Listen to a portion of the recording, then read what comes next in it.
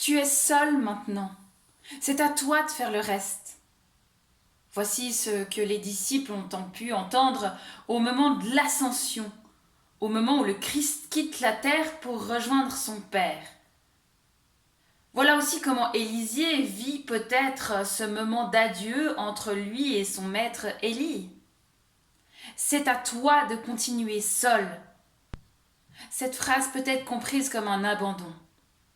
Ou alors, comme une marque de confiance dans les ressources de la jeune personne, de la suivante.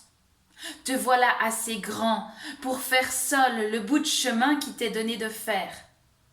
Certes, il est difficile d'être la personne qui part. On avance vers l'inconnu. Mais la situation se complique aussi et surtout pour la personne qui reste et qui va devoir continuer à vivre, mais en le faisant seul. Il va falloir trouver un nouveau sens à l'existence.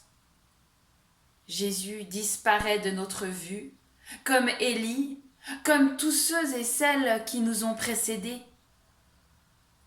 Ni Élie ni Jésus ne sont éliminés, ils sont protégés, accompagnés parce qu'ils sont toujours au bénéfice de la bénédiction de Dieu.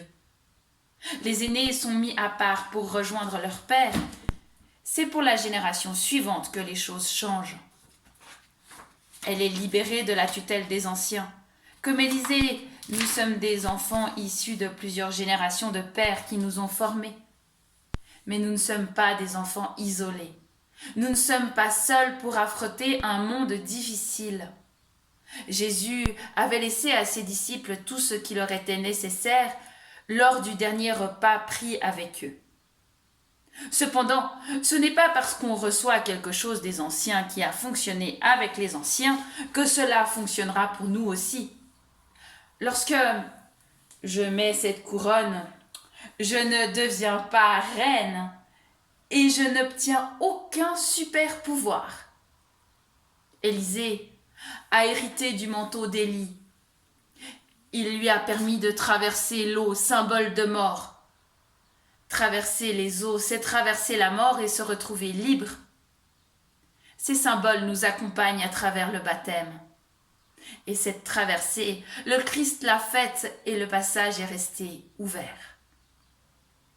Élisée a hérité du manteau d'Élie et nous héritons du manteau du Christ. Paul nous invite à revêtir le Christ.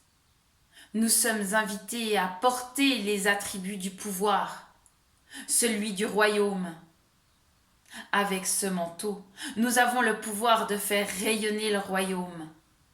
Et l'Ascension nous dit que c'est à nous de jouer maintenant, mais nous ne jouons jamais seuls.